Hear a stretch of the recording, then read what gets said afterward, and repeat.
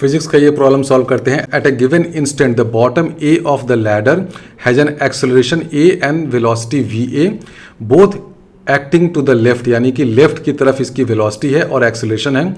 Determine the acceleration of the top of the ladder B and the ladder's angular acceleration at this same instant. तो ये question आप लोगों ने बहुत सारे बुक्स में देखा होगा, और लैडर का एक एंड अगर वी ए वेलोसिटी से मूव कर रहा है तो जनरली बुक्स में आपसे पूछा जाता है कि बेटे बताओ तो जरा अदर एंड की वेलोसिटी क्या होगी। ये फाइंड करना तो बहुत आसान है, इसके लिए 50 तरीके हैं। मैंने भी अपनी थियरी क्लासेस में 3-4 मेथड से इसको सॉल्व किया है। अगर आपको वी ए गिवन है तो वी बी फाइंड करना बहुत आसान है, लेकिन यहाँ पर यह है कि वी ए के साथ साथ एक्सेलरेशन ऑफ ए दे रखा है और आपको फाइंड करना है एक्सेलरेशन ऑफ बी। तो सबसे पहले देखो बच्चों, ये समझो कि ये किनेमेटिक्स का क्वेश्चन है, ये डायनेमिक्स का क्वेश्चन नहीं है। किनेमेटिक्स और डायनेमिक्स में क्या डिफरेंस होता है? डायनेमिक्स में हम लोग कॉज ऑफ द मोशन में जाते हैं कि ये जो मोशन हो रहा है तो किस फोर्स के कारण हो रहा है। यहाँ पे क्वेश्चन में आपको कौन सा फोर्स लग रहा है बिल्कुल नहीं बताया है, तो इसलिए ये वॉल फ्रिक्शनलेस है कि नहीं, ग्राउंड फ्रिक्शनलेस है कि नहीं, यहाँ पर ए पे कोई और फोर्स लग रहा है या नहीं लग रहा है, मुझे उन सब की कोई परवाह नहीं है। हो सकता है कि क्वेश्चन में ऐसा मोशन प्रोड्यूस करने के लिए यहाँ से कोई फोर्स एफ लग रहा हो, बट आई डोंट केयर। ये बेसिकली किनेमेटिक्स का क्वेश्चन है। किनेमेटिक्स मतलब ज्योमेट्री ऑफ द मोशन, तो constraint of the system and geometry of the motion के आधार पे आप पता करो कि अगर velocity of point A V A है, एक्सेलरेशन ऑफ पॉइंट ए है, तो एक्सेलरेशन ऑफ पॉइंट बी क्या होगा और angular acceleration of the rod क्या होगा। तो इसमें आप फोर्स या torque equal to I alpha वो सब करने के चक्कर में मत पड़िए। अगर आप torque equal to I alpha, F equal to M A करने लगेंगे तो इस क्वेश्चन को कभी सॉल्व नहीं कर पाएंगे। तो ये जो क्वेश्चन है ये प्योरली किनेमेटिक्स का क्वेश्चन है, और आपको वेलोसिटी ऑफ पॉइंट ए दे रखा है वी ए, और अगर आपसे पूछा जा रहा है कि वेलोसिटी ऑफ पॉइंट बी क्या होगा तो बहुत सिंपल है। मान लीजिए कि यह एंगल 30 डिग्री के बदले थीटा है, तो हम लोग जानते हैं कि रिजिड बॉडी मोशन में मैंने बताया था एक एंड का जो वेलोसिटी है उसका कंपोनेंट अलोंग द रॉड और दूसरे एंड की जो वेलोसिटी है उसका भी कंपोनेंट अलोंग द रॉड, दोनों सेम होना है। ध्यान से सुनो मैं क्या बोल रहा हूँ। दोनों एंड की जो वेलोसिटी है उसका component along the rod same होना है। तो अगर पॉइंट बी मान लेते हैं कि वी बी वेलोसिटी से नीचे आ रहा है, तो along the rod V A की कितनी वेलोसिटी है, ये थीटा है तो ये भी थीटा हो जाएगा। तो हम लोग लिख सकते हैं अलोंग द रॉड हो जाएगा वी ए कॉस थीटा, और ये एंगल है 90 माइनस थीटा, इसका कंपोनेंट अलोंग द रॉड हो जाएगा कॉस 90 माइनस थीटा यानी कि साइन थीटा, यानी कि V A cos theta is equal to V B cos 90 minus theta यानी कि sine theta. This implies V B is equal to V A cot theta.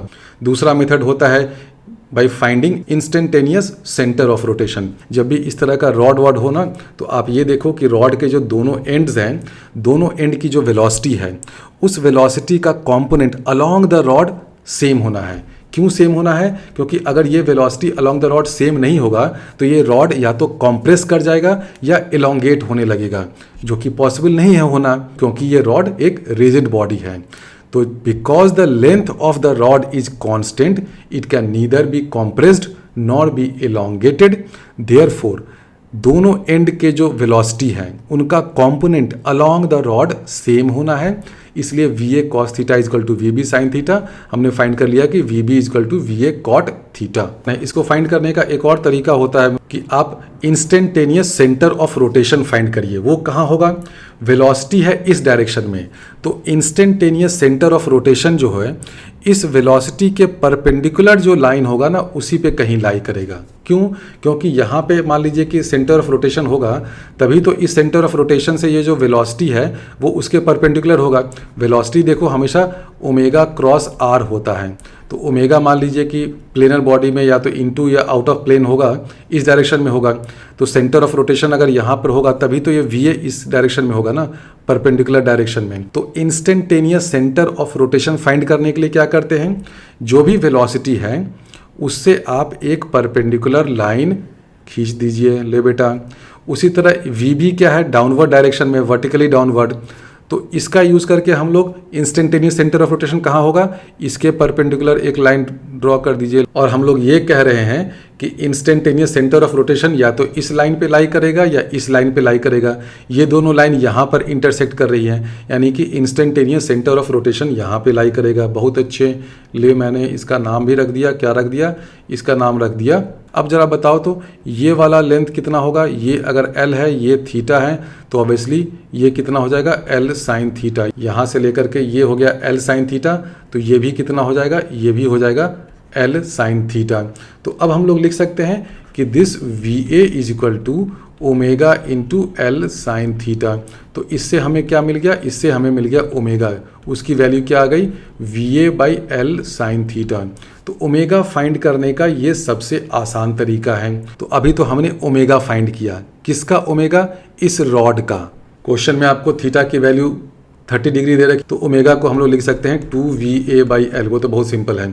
अब हम लोग देखते हैं कि हम लोग अल्फा कैसे फाइंड करें, अल्फा ऑफ द रॉड। ये थोड़ा सा ट्रिकी पार्ट है, इसलिए इसको ध्यान से समझ लूँ। अल्फा के साथ साथ हमें इस पॉइंट B का भी एक्सेलरेशन फाइंड करना है। क्या पॉइंट A का एक्सेलरेशन हमें दे रखा है, बिल्कुल दे रखा है। तो क्यों ना पहले हम लोग acceleration of B with respect to A find कर लें। ये हम लोग फाइंड कर सकते हैं क्या, बिल्कुल कर सकते हैं। आप पिछला क्वेश्चन देखिए जहाँ पे मैंने डिटेल में समझाया था कि अगर कोई रिजिड बॉडी है तो उसमें acceleration of B with respect to A या acceleration of point P with respect to Q कैसे होता था। एक तो होता है टेंजेंशियल एक्सेलरेशन जो अल्फा R पी क्यू इसके कारण होता है, और एक होता है radial acceleration minus omega square R P Q. ये तो सबको पता है ना।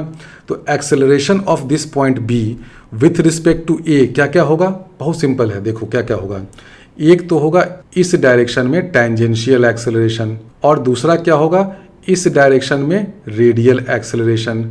इस डायरेक्शन में है अल्फा इंटू L और इस डायरेक्शन में होगा ओमेगा स्क्वायर L। ये एंगल कितना होगा, ये ऑब्वियसली 90 माइनस थीटा है, तो ये एंगल कितना हो जाएगा, थीटा हो जाएगा। मैं लिख देता हूँ और इसको मैं थोड़ा सा इधर आगे कर देता हूँ। तो हमने क्या दिखा दिया कि acceleration of B with respect to A कौन कौन सा दो कंपोनेंट है, एक है अल्फा इंटू L, डायरेक्शन ध्यान रखना डायरेक्शन बिल्कुल अलग अलग है, और दूसरा है माइनस ओमेगा स्क्वायर L।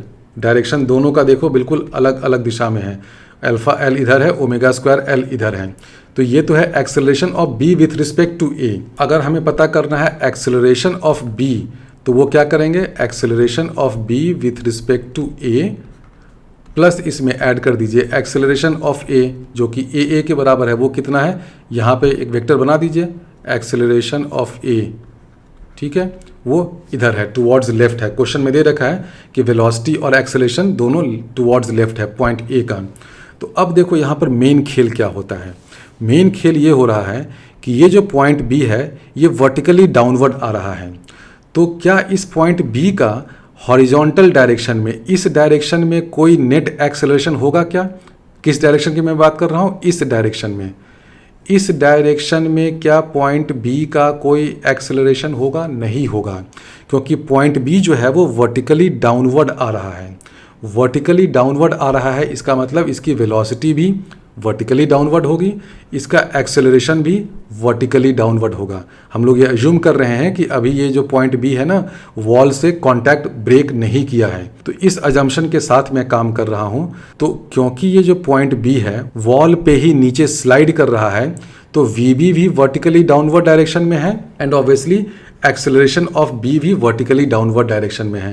यानी कि जो नेट एक्सेलरेशन ऑफ B है उसमें हॉरिजॉन्टल डायरेक्शन में, इस डायरेक्शन में देखो कोई कंपोनेंट नहीं होगा। और एक्सेलरेशन ऑफ B में कौन कौन से कंपोनेंट है, एक तो ये अल्फा L है टेंजेंशियल वाला, एक ओमेगा स्क्वायर L है रेडियल वाला, और एक ये एक्सेलरेशन ऑफ A है। ये तीन कंपोनेंट है देखो, जिसको मैंने तीनों को ग्रीन से घेरा है ना।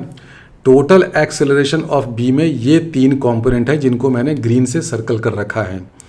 अल्फा L और ओमेगा स्क्वायर L क्यों आया, अगर आप पॉइंट A पर बैठे हो, ठीक है, यहाँ पे बैठ के अगर देख रहे हो, मान लो आप चीटी हो और पॉइंट ए पर बैठे हो, पॉइंट ए भले ही कुछ भी मोशन करता रहे, लेकिन अगर आप ए से देखोगे तो आपको क्या दिखेगा, आपको ये दिखेगा कि पॉइंट बी एक सर्कुलर मोशन कर रहा है। क्योंकि मैंने बताया था जब भी रिजिड बॉडी हो, रिजिड बॉडी के किसी एक पॉइंट पर आप बैठ जाओगे तो दूसरा पॉइंट हमेशा आपको सर्कुलर मोशन ही करता दिखेगा, क्योंकि दोनों पॉइंट्स के बीच में जो डिस्टेंस है ना एल, ये कांस्टेंट है।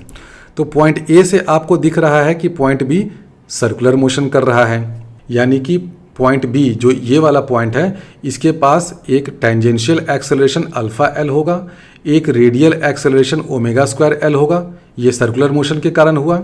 लेकिन ये दोनों एक्सेलरेशन क्या है, acceleration of point B with respect to A. तो जब हम लोग acceleration of B net find करेंगे, टोटल फाइंड करेंगे, तो उसमें ये तीनों ग्रीन वाले कंपोनेंट आएंगे। अब मैं कह रहा हूं कि इन तीनों ग्रीन वाले कंपोनेंट का net component, total component in horizontal direction 0 होगा।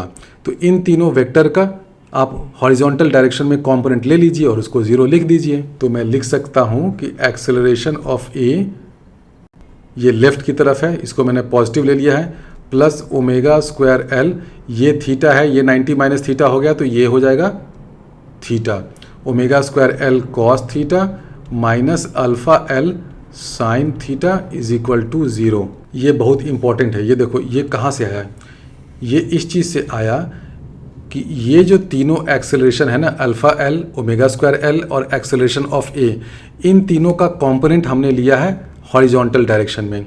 ये तो एक्सेलरेशन ऑफ ए हॉरिजॉन्टल है ही, और टुवर्ड्स लेफ्ट वाले को हमने पॉजिटिव ले लिया है। आप इसको नेगेटिव भी ले लो, कोई फर्क नहीं पड़ता, क्योंकि अल्टीमेटली यहाँ 0 होना है। तो acceleration of A towards left है, ओमेगा स्क्वायर एल का टुवर्ड्स लेफ्ट कंपोनेंट है, कितना है, ये एंगल है थीटा, तो हो गया omega square L cos theta. ये अल्फा एल का टुवर्ड्स राइट है, तो इसलिए इसको माइनस ले लिया, minus alpha L sine theta is equal to 0।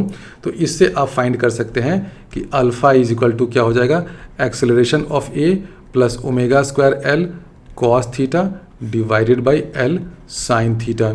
और पहले ही पार्ट में हमने ओमेगा फाइंड कर रखा है जो वी ए और साइन थीटा के टर्म्स में है, इसको यहाँ सब्स्टिट्यूट कर दीजिएगा तो आपको अल्फा मिल जाएगा, angular acceleration of the rod.